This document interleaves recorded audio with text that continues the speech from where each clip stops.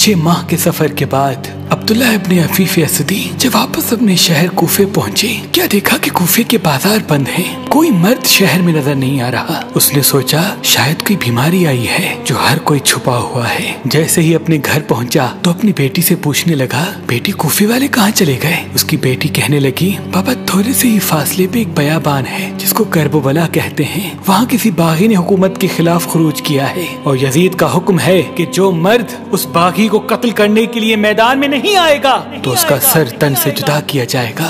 पापा आप भी जल्दी चले जाएं, कहीं कोई मुखबरी न कर दे। अब्दुल्ला ने सोचा ये कौन बागी है जिसको मारने के लिए इस तरह से लोगों को ले जाया जा रहा है। बिलाखिर वो तलवार लेके जैसे ही घर से बाहर निकलने लगा तो उसकी बेटी कहने लगी, बाबा जंग में माली गनीमत मिलता है, देखिएगा अगर यमनी अकीक मिले तो मेरे लिए लेके आइएगा। बस घोड़े पे बैठ के अब्दुल्ला करबला की तरफ रवाना हुआ। अब्दुल्ला कहता है, जैसे ही मैं करबला पहुंचा तो असर का वक्त था, 10 मुहर्रम का दिन था। मैंने अजीब मंजर देखा कि एक अकेला शख्स है जिसको चारों तरफ से फौज ने घेरे रखा है, जो बूढ़ा भी है, जो प्यासा भी लगता है, जिसका बाबा खुल के उसकी गर्दन तक आ पहुंचा है, जिसके जिस्म पर तीरों और नेज़ों के जख्म हैं, लेकिन किसी शख्स में इतनी हिम्मत नहीं कि जो उसके करीब जाके उससे लड़ सके। अब्दुल्ला कहता है कि मैं देखूं कि जहां वो शख्स घोड़े का मुंह करे फौजें भागती हुई नजर आ रही हैं।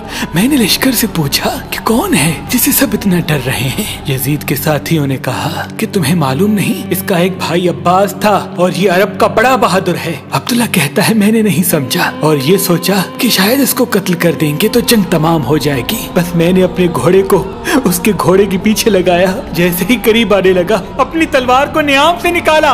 इतने में वो शख्स मुड़ के मुझसे कहने लगा, ऐ अब्दुल्ला सलाम हो तुम पर। और फिर उस शख्स ने अपने हाथ से एक अंगूठी उतारी और कहा, जाओ अपनी बेटी को मेरी तरफ से ये यमनी अकीक देना और ये बताना कि मैं बागी नहीं बल्कि रसूल अल्लाह का नवासा हूँ, बीबी फातिमा ज़हरा और इमाम अली का बेटा हूँ।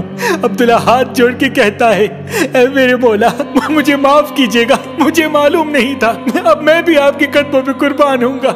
इमाम हुसैन फरमाने लगे, ऐ अब्दुल्ला जाओ, चले जाओ, तुम्हारी जरूरत यहाँ नहीं बल्कि कूफे में है, क्योंकि चंद दिनों बाद मेरी बहनें बेटियां कैद होकर कूफा में आएंगी, उनको चादर हदिया कर देना। ऐ अब्दुल्ला जाओ, चले जाओ। सलाम हो रसूल अल्लाह के खानदान पर, सलाम हो इमाम हुसैन अलैहिस्सलाम की अजमत पर, सलाम हो उन बीबियों पर जो इस्लाम के लिए बेपर्दा होके कूफा और शाम की बाजारों में फिरती रही, कूफा और शाम की बाजारों में फिरती रही।